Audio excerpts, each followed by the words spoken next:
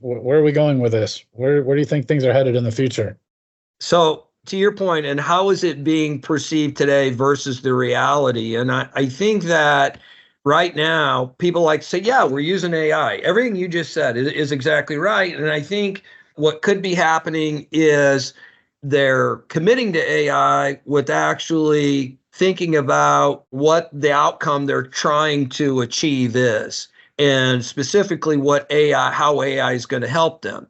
So rather than start with a vision and what do you want to transform and do you actually want to apply AI here? So that's a really long-winded way of me saying I think probably, and to some degree, and my degrees are like in finance and econ, so I always go here, but from an econ perspective, I think the investment in AI right now in this environment, they're probably over-indexing relative to the productivity they're going to realize, if you just want my take on it.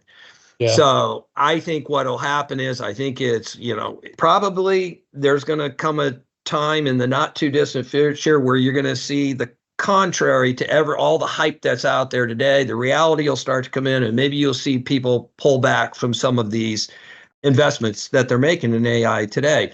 But that doesn't mean that by any stretch of the imagination, AI isn't going to begin or going to continue to transform the way business gets done. It will. It's inevitable. Right. I mean, it's table stakes right now. I already believe it's to that point where if you're not leveraging something that's AI, you're behind times. I'll just share another quick story again of, some of the things I've been reading about it, which is as the technology continues to improve, becomes more usable in specific use cases, the size of the data, and we talked about the cleanliness of the data, but I think people will start to learn how to marry more data into that equation, and it will become a much larger data set that can now be even more powerful.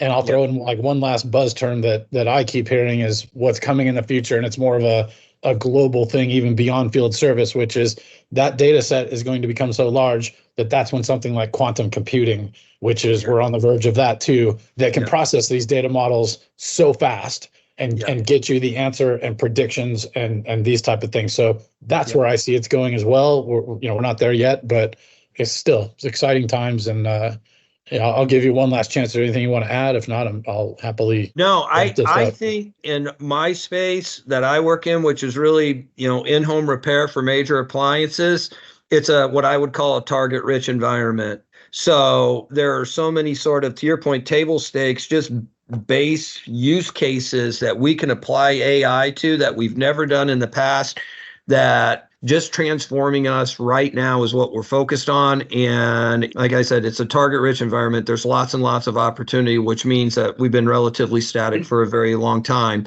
And that's okay. But to your point, whether it's quantum computing, I think it's only limited by the imagination. Mm-hmm. As long as people are imagining better decisions and better journeys and better experiences, it's going to continue to evolve. And we already have a roadmap for 2-3 years down the road on how we're thinking about this.